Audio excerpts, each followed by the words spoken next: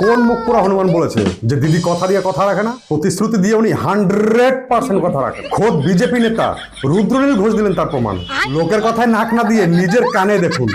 বলেছিলেন কলকাতাকে লন্ডন বানাবেন, সারা পশ্চিমবঙ্গকে বানিয়েছেন। জানলে অবাক হয়ে যাবেন, সবার আগে হাওড়াকে বানিয়েছেন, হাওড়া শিবপুরকে।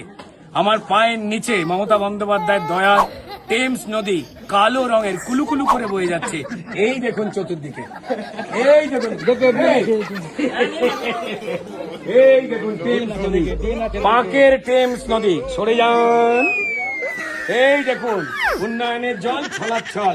অভিষেক বন্দ্যোপাধ্যায় এখানে সাঁতার শিখেছে এই ড্রেনের জলে, উন্নয়নের।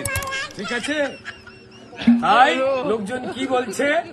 পাল্টানো দরকার, তার আগের লাইন পাল্টানো দরকার, তাই তারাও চোটচোটটা সরকার। সব থেকে ওটাই ভালো বলেছেন, ভাইপো নাকি ওখানেই সাঁতার কাটা শিখেছেন। বোঝো ঠালা। জয় ভারত।